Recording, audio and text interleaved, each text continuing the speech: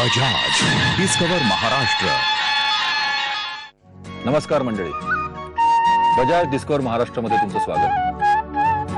मी आज तुम्हाला एक गोष्ट सांगणार आहे। एक घनदाट जंगल होतं, त्याचं नाव डाकिनी वन। या अरण्यामध्ये एक राक्षस राहायचा। त्याने घोर तपश्चर्या करून ब्रह्मदेवाला प्रसन्न केलं होतं आणि त्यामुळे तो उन्मत्त झाला होता। तो लोकांना त्रास द्यायला लागला। या त्रासाला कंटाळून इंद्र आणि ब्रह्मदेव शंकराकडे धावत गेले। त्यांनी शंकराचा धावा केला। शंकर प्रसन्न झाले। ते भीमकाय किंवा महाकाय रूप धारण करून इकडे आले आणि त्यांनी त्या राक्षसाचा वध केला। त्या राक्षसाचा वध केल्यावर शंकराने इकडे कायमचं वास्तव्य केलं। त्या राक्षसाचं नाव होतं त्रिपुरासूर आणि भीमकाय रूप धारण करून शंकर आले म्हणून या स्थानाचं नाव भीमाशंकर। तर मंडळी, आज मी तुम्हाला घेऊन जाणार आहे भीमाशंकराच्या दर्शनाला। 12 ज्योतिर्लिंगांपैकी एक।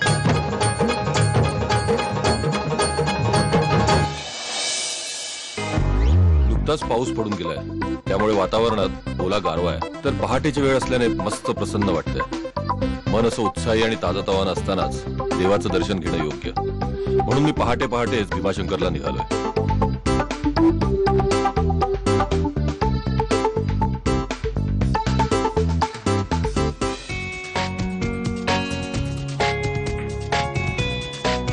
भीमाशंकरला येण्यासाठी मुंबईहून 2 मार्ग आहेत। एक खंडाळा मार्ग आहे, म्हणजे चाकण मंचर असं येता येतं। तर दुसरा मार्ग आहे कल्याण मुरबाड माळशेज जुन्नर असा। यापैकी मी आता मंचरच्या मार्गाने येतोय। दोन्ही मार्गाने अंतर साधारण 250 किलोमीटर पडतं। भीमाशंकरला कुठल्याही मार्गाने गेलं तरी हिरवाईची अखंड सोबत असते। झाडांच्या गच्च दुलईतून प्रवास करायला खरोखर खूप मजा येते। मी आता मंचर पार करून निघालो भीमाशंकरला। हे अंतर आहे 60 किलोमीटर, म्हणजे माझ्या बजाज डिस्कवरसाठी फक्त 1 लिटरचं अंतर।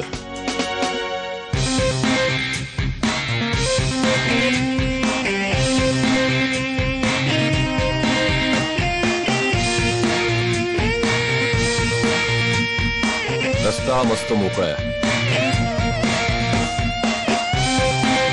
रस्त्यावर माझी एकट्याचीच बाईक आहे। जणू काही भीमाशंकरचा रस्ता माझ्या फिरस्तेगिरीला आंदणच मिळाला।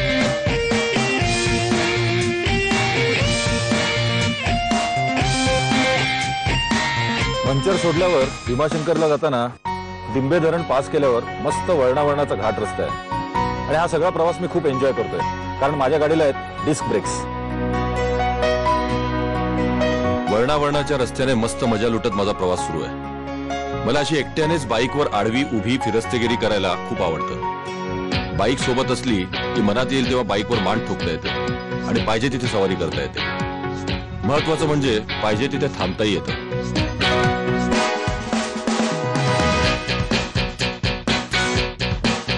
मला आताही थांबावंसं वाटतंय, कारण समोरची दरी मला साथ घालते। भीमाशंकर मध्ये शिरल्याच हा मुंबई पॉइंट आपलं स्वागत करतो। आता दरीत दाट धुकं पसरलंय, पण धुकं नसताना कधी कधी इथून मुंबई परिसराचं दर्शन घडतं, म्हणून कदाचित याचं नाव मुंबई पॉइंट पडलं असावं। सह्याद्रीच्या पर्वतरांगांचं अतिशय मनोरम दर्शन इथून घडतं। इथून पाय निघत नाहीये, पण माझ्या मनाला भीमाशंकरच्या दर्शनाची ओढ लागली। मंदिर अभयारण्यात असल्यामुळे वाहन आत नेण्यास सक्त मनाई आहे, म्हणून माझ्या साथीदाराला मी इकडेच पार्क करतोय आणि मंदिरात जातोय। बाईक वरून उतरून माझी फटकंतीची हात डोक्यावर चढवली आणि मी मंदिराकडे निघालो। मंदिराकडे जाणारा रस्ता स्वच्छ आणि सुंदर आहे। रस्त्याच्या दोन्ही बाजूला दुकानांची गर्दी आहे। दुकानांमधून देवाला व्हायच्या फुलापानांच्या परड्या भरून ठेवल्यात।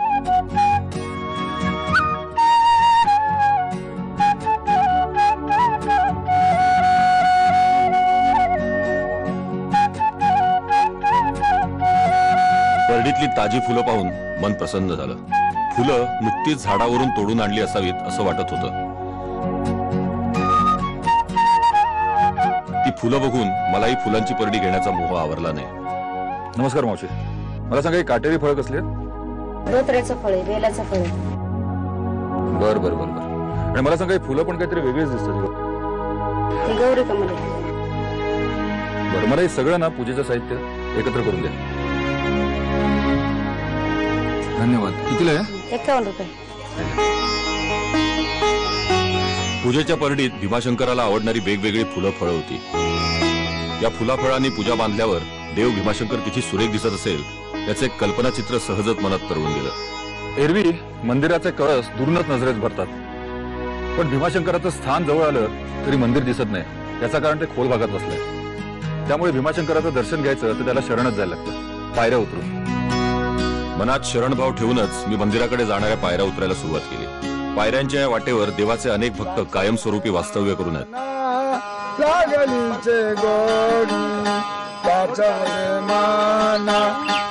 देवाचं अखंड गुणगान करणं हेच त्यांच्या आयुष्याचं आता ध्येय उरलंय.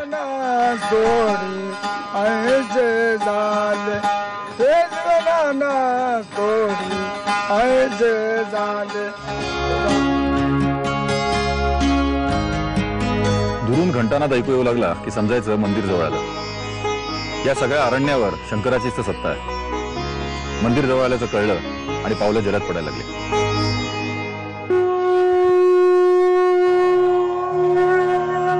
भराभर चालत असताना वाटेत शंखध्वनीचा गंभीर सूर कानावर पडला.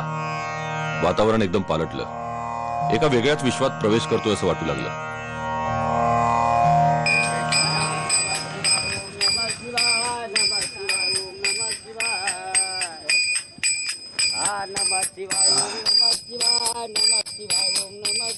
दाट झाडीने वेढलेल्या भीमाशंकरच्या मंदिरात जाताना नेहमीच अवतीभोवती एक गूढ वातावरण असतं आणि आपणही या गूढ वातावरणाचा एक भाग कधी होतो तेच कळत नाही. तेव्हा भक्तांची वर्दळ सुरू झाली होती. देवदर्शनाची लांब रांग लागली होती. या रांगेत उभं राहून थकलेल्यांसाठी इथं शेतात आणलेल्या ताज्या मक्याच्या कणसांची मेजवानीही होती.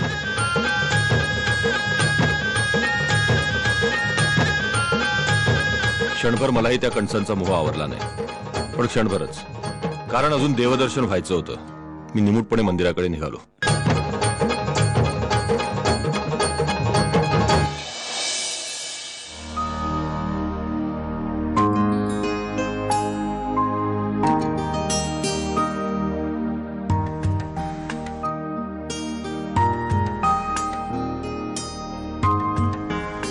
पायऱ्या उतरून खाली आलो आणि अतिशय सुंदर नक्षीकाम असलेल्या दगडी मंदिरानं माझं स्वागत केलं. देवाचं दगडी बांधकाम असलेलं मंदिर कुणालाही मोहात पाडणार आहे. देव भीमाशंकर या उंच शिखर असलेल्या मंदिरातच विराजमान झालेला आहे, पण त्याच्या दर्शनासाठी मंदिरात पाऊल ठेवण्यापूर्वी तनामनाने शुचिर्भूत व्हावं लागतं.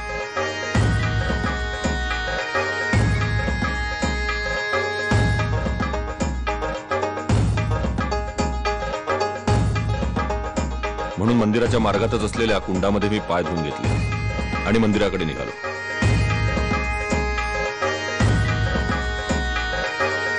दर कार्तिक शुद्ध पौर्णिमेला म्हणजे त्रिपुरारी पौर्णिमेला इकडे मोठा उत्सव भरतो. कारण याच दिवशी शंकराने त्रिपुरासुराचा वध केला होता. या दिवशी संपूर्ण मंदिरात दिव्यांची आरास केली जाते. भीमाशंकरला अशा अनेक दगडी दीपमाळा आहेत. त्रिपुरारी पौर्णिमेला त्या सगळ्या जेव्हा उजळून निघत असतील तेव्हा हे संपूर्ण मंदिरच प्रकाशाचं झाड होऊन जात असावं. ही दीपमाळ जेव्हा दिव्याने उजळून निघेल तेव्हा ती कशी दिसत असेल त्याची मी मनोमन कल्पनाच केली.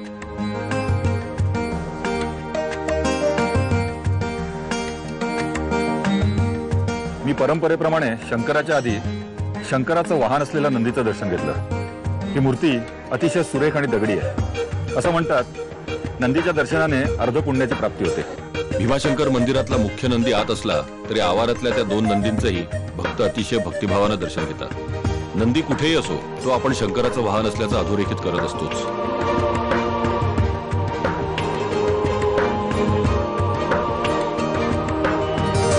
मंदिराच्या आवारातली प्रचंड घंटा वसईच्या किल्ल्यातली आहे. वसईचा किल्ला जेव्हा चिमाजीप्पांनी जिंकला तेव्हा तिथल्या अनेक घंटा विविध देवस्थानांना त्यांनी अर्पण केल्या. त्यातलीच ही एक घंटा. या घंटेच्या जवळच एक सजवलेली पालखी उभी करून ठेवलेली होती. त्या पालखीत भीमाशंकराचा मुखवटा स्थानापन्न झालेला होता. पालखीतली फुलं वाहिलेलं देवाचं रूप तेजस्वी दिसत होतं. भीमाशंकर मंदिराचा सलग आणि अखंड आकार नाहीये. याचे नंदी मंडप, सभामंडप, गर्भगृह आणि अंतर्गृह असे 4 भाग आहेत. यापैकी सभामंडपात मी आता आलोय. अतिशय सुंदर कमानी असलेलं दगडी सभागृह प्रशस्त आहे. सभागृहाच्या छतावर पूर्ण विकसित कमळ कोरलेलं आहे. तसंच या सभागृहातच हिंदू भक्ती परंपरेत शुभ मानलं गेलेलं कासव आहे. इतरांप्रमाणेच मी देवस्वरूप असलेल्या कासवालाही फुलं वाहिली. इथून पुढे गेल्यावर भीमाशंकरावर सक्त पहारा ठेवून असलेल्या त्याच्या वाहनाचं म्हणजे नंदीचं दर्शन घेतलं.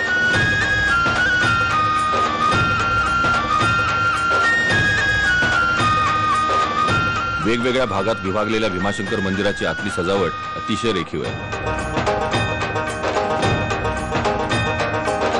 प्रवेशद्वार तसंच दगडी खांबांवर करण्यात आलेलं शिल्पकाम उठावदार आहे.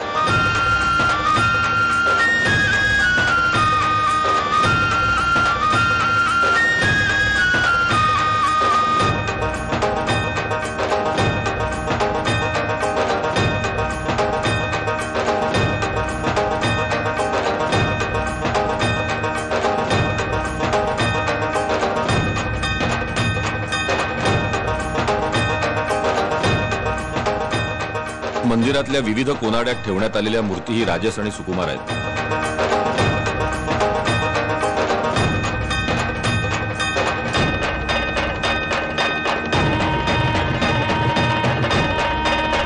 या सर्व देवदेवतांचं दर्शन घेऊन मी मुख्य गाभाऱ्यात प्रवेश केला. देवाची पूजा सुरू होती. भीमाशंकराची चांदीने मढवलेली पिंडी आणि शाळुंका तेजस्वी भासत होती. देवाच्या त्या दर्शनाने मीही भारावून देवपूजेत सामील झालो. प्रथम देवाला जलाभिषेक केला, नंतर दुग्धाभिषेक,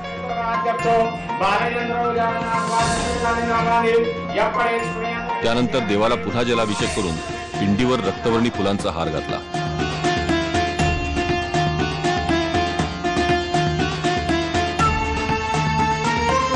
नंतर अभिषेक पात्रात पाणी घालून त्याची धार नियंत्रित केली.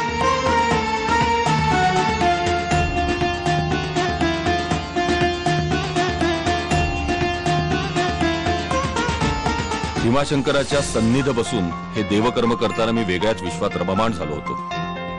कळत नकळत मी शिवभक्त होऊन गेलो होतो. एखाद्या परमभक्ताप्रमाणे त्याची सेवा करत होतो.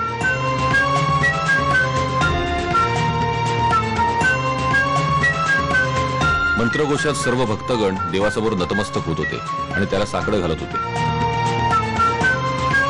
देवपूजा झाल्यावर आरतीला सुरुवात झाली.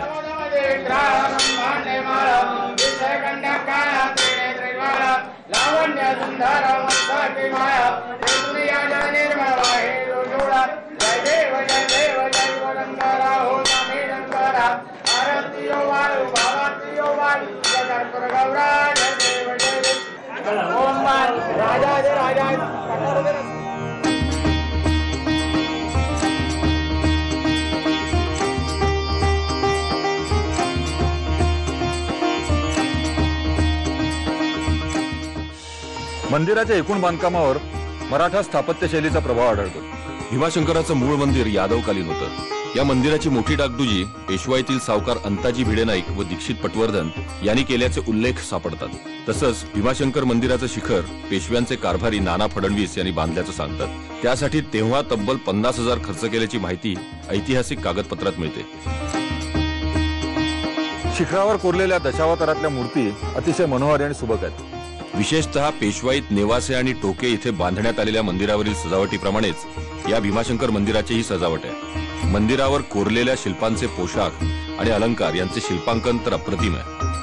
तुमचं नाव काय? माझं नाव अरुण बाळकृष्ण गवांदे. मी मंदिराचा विश्वस्त आहे आणि मुख्य पुजारी मंदिराचा भीमाशंकर मंदिराचा आहे. तुम्ही परंपरागत शिवाजी महाराजांच्या वेळपासून आमच्या घराण्यामध्ये निवेद्यानंदादी पूजा मंदिराचं जे आहे ते 400 वर्षापासून आमच्या घराण्यात आहे. बरोबर. आजही ते काम चालू आहे. बरोबर. या मंदिराची काहीतरी ऐतिहासिक माहिती सांगा ना. साधारण 4 ते 5 हजार वर्षापासूनचा उल्लेख असा आहे किंवा भक्त द्वादश ज्योतिर्लिंगापैकी असल्यामुळं जगद्गुरु शंकराचार्य जे आहेत ते इथं आलेले आहेत आणि शिवाजी महाराजांनी आणि त्याच्या आधीच्याही राजे लोकांनी वगैरे इथं देणग्या दिलेल्या आहेत. पेशव्यांच्या काळात पण या मंदिराचे काही संदर्भ मिळतात नाही का? थोरले बाजीराव पेशवे, चिमाजीप्पा पेशवे अशा या मंडळींनी सुद्धा मंदिराचा जीर्णोद्धार वगैरे हातभार बराचसा असं हे केलेलं आहे. धन्यवाद. धन्यवाद. पुजाऱ्यांनी दिलेल्या माहितीमुळे भीमाशंकर मंदिराचा प्राचीन इतिहासही कळला. त्यामुळे भीमाशंकराच्या भक्तिभावात अधिकच भर पडली.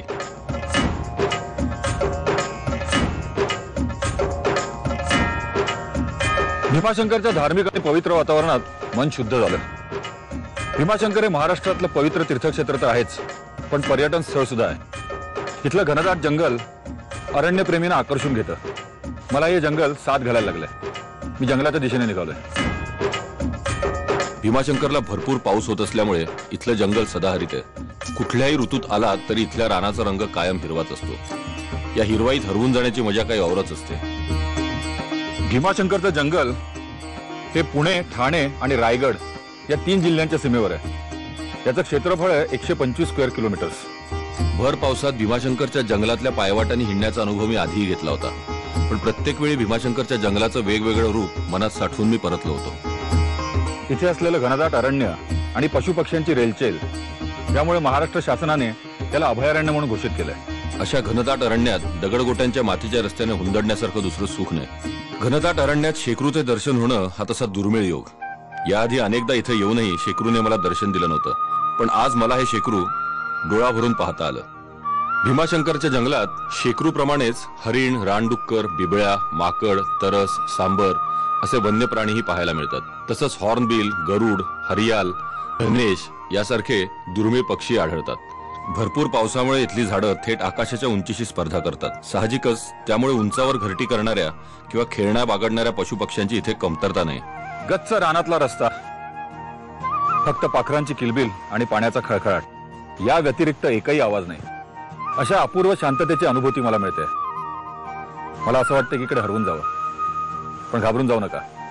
त्याआधी मी तुम्हाला दाखवणार आहे गुप्त भीमाशंकर. गुप्त भीमाशंकराचं स्थान भीमा नदीत आहे. त्रिपुरासुराशी लढताना महादेवाला प्रचंड घाम आला आणि घामाच्या धारा वाहू लागल्या. त्या धारांमधूनच भीमा नदीचा उगम झाल्याचं म्हटलं जातं.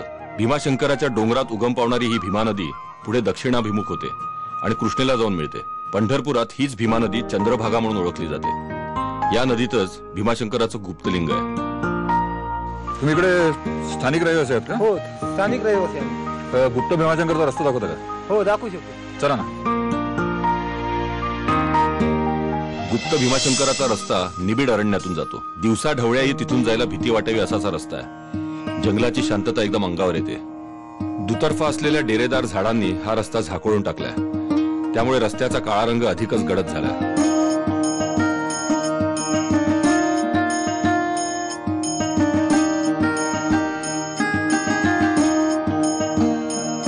गुप्त भीमाशंकराच्या दर्शनाला जातानाच वाटेत साक्षी विनायकाचं स्थान लागतं. या गणपतीची एक कथा सांगितली जाते. जिथे गुप्त भीमाशंकर आहे तिथे शंकर नेहमी तपश्चर्येला यायचे. देवाधिदेव तपश्चर्येला कुठे बसतात ते पार्वतीला उमगत नव्हतं. म्हणून तिने एके दिवशी गणपतीला ते स्थान शोधून काढण्यास सांगितलं. गणपतीने ते स्थान शोधून काढलं. मात्र त्या क्षणीच शिवशंकर तिथेच गुप्त झाले. म्हणूनच भीमा नदीतल्या त्या स्थानाला गुप्त भीमाशंकर म्हणतात. तर त्याचा शोध घेणारा म्हणून हा साक्षी विनायक.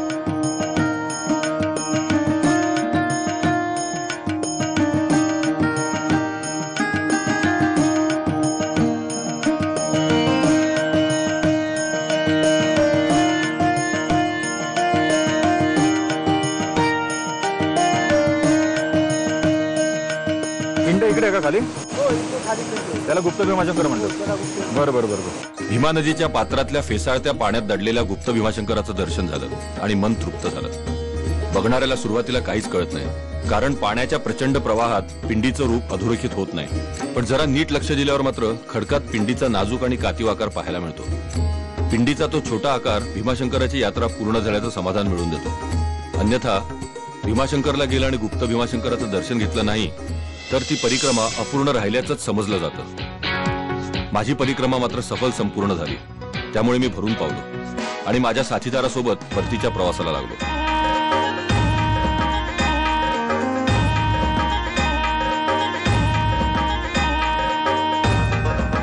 परतीचा प्रवास सुरू झाला. पण मन मात्र भीमाशंकराच्या मंदिरात आणि जंगलातल्या शेकरूतच अडकून राहिलं होतं. आयुष्यभर विसरू शकणार नाही असा अनुभव गाठीशी घेऊन पुढे निघालो.